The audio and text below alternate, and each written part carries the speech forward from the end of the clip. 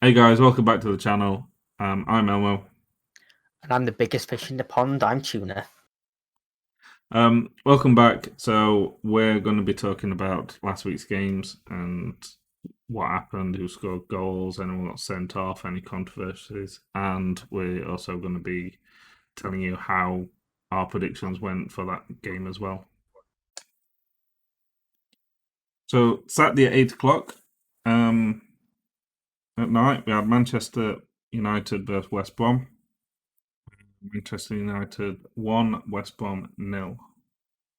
Yeah, just the solo goal from Bruno Fernandes from the penalty spot for United gives them their first goal at home in the league for 324 minutes, which is a slight worry.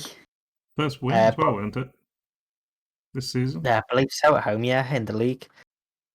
But Well, obviously, if say it's a the first win's goal, a then win. A win's a win. That's all that really matters at the end. it did. But And for 90 minutes, oh my god, my heart was pumping. There was no faith in Man United at all throughout this game. well, you have former Manchester United goalkeeper Sam Johnston to thank for that. Some incredible saves again in this game. Yeah, it was a good young kid coming up through the academy. I think of about 9, 10 years ago now. Uh, Great kick. It was a good keeper in the academy. Didn't really get his chances in the first team, which is a shame. But I'm glad that he's doing well because he was a player that I always rated and wanted to get a chance. I just don't want him having a good game when he's against us. No, it almost seems like this is one of these games where it's like I'm against my former team. Let's show them what they're missing. We've had a few of And that. A few of the keepers that have come through our academy, they tend to have good games against us. it's a sublime game. And well, he even saved the penalty at first, but well, he was miles off the line. Yeah, he shouldn't have needed VAR to see that one. So Yeah, and obviously, I think De Gea was the first one this season, as far as I'm aware, anyway, that kind of got told, had a penalty retaken against him because he was off his line. So this was kind of gave it us back. Handball for the penalty. Your opinion on that? yeah, again, it's correct in law, but I still think it's very harsh. I think where his hand was, and we've said this for a couple, where his hand was, it was kind of high and stuck out. Yeah, it could have been harsh, but it I was think there's handball. enough distance between the ball and the player for it to be a penalty. But Yeah, earlier on I in the mean, game. you told as a player obviously to not flinch away from the ball, and if you hadn't flinched away from the ball, then they wouldn't have been in that situation. So Yeah, exactly. Earlier on in the game, there was another penalty shout, and that was for West Brom. Um, there was this Fernandez making the tackle. I think it was referee gave it again over to the pitch side monitor and overturned. because he got Again, the ball. given because he won the ball. Again, I'm not exactly sure how much contact there was on the ball. Oh no, he got the ball because he knocked the ball through the player's legs.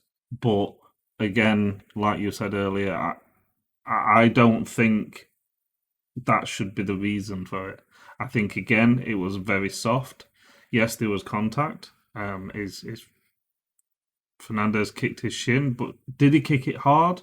Did he kick it hard enough to warrant him going down like he did? No. Very, very soft penalty. This was less of a penalty than the Villa one that was overturned. Yeah. But I still feel like West Brom could feel a little bit hard done by purely because of the reasoning for it being overturned. I think For throughout the me, it's not game. clear and obvious. Again, I'm going to see this a lot over this season. But But that's the one thing Premier League struggles with the most with VAR is clear and obvious. So but I mean yes, I'm going to be very happy because the it wasn't penalty against us. It got overturned, so I'm going to be very happy. But I'm also very happy the fact that VAR and referees are cutting down on these soft, pathetic penalty shouts. So whether it were against us or not, I still say that that wasn't a penalty. It was very soft, and I'm so happy that VAR and referees aren't giving these soft penalties anymore. But West Brom played well. West Brom was very unlucky. I think the crossbar at some point. He Um, did a fantastic shot from range. hmm. I can't remember who hit it, but it Th- was unlucky. They deserve more out of the game.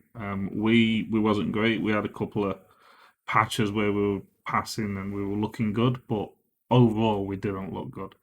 Um, we got the 3 points. A win's a win. We definitely need it at the moment. Um, that took us up to 10th. But I think first time this season that we've been in the top half of the Premier League. So I'm very happy with that. But we are, in terms of form and how we're playing and the confidence, we are miles away from where we should be at the moment. This is only the second time while Solskjaer has been managing Manchester United that you've been above Man City. The only other time was the first game of last season. That lasted a week.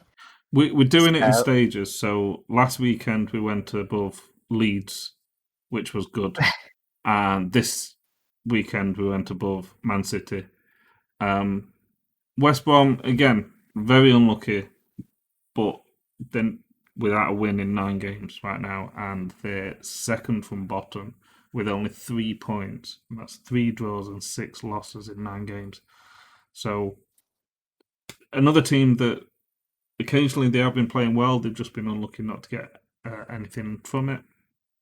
But yeah, it's looking like they're going down if they continue like this. I mean, it's sort of weird. Like, say, when you go back a couple of months, you look at one of the draws, the 3-0 draw at Chelsea, and you sort of think, well, maybe they've sort of turned a corner. They can push on, but the only other 2 points have been against teams that they're battling with down there, and it just doesn't look good for them. They didn't have that many chances in this game. Like I say, we hit the crossbar, and there was a good save from De Gea. Hmm. But apart from that, they were dominated for most of the game. United had a And couple of the good chances as well. I think there was a chance from Martial. Again, a great save from Johnston. He pulled off some really good saves to deny us getting any more. But yeah, I had more confidence in United winning this. I went for a 3-0 win for this one. yeah, I went for 2-0, so a bit less confidence, but If only Sam uh, Johnston weren't there for one of those shots. yeah, I mean, I'm glad he was there for all of them because that could have been like 7 or 8-0. So, Yeah, like I say, I'm happy we got a win. Well deserved win. That's sort of a discussion, but yeah, it's 3 points. Bilic came out after and said that the penalty for United was a penalty. He was fine with that because the new rules.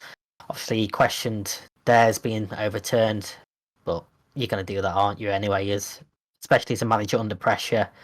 But I say it is nice to see a manager come out and actually say, "Yeah, that was correct decision against us." Yeah, it would have been nice if when the managers come out and they start arguing why their penalty should have stood and things like that. It would be funny if the interviewer goes, "What if it was on the other foot and it was against you?" Just to see what the reaction would be, because I'd be like,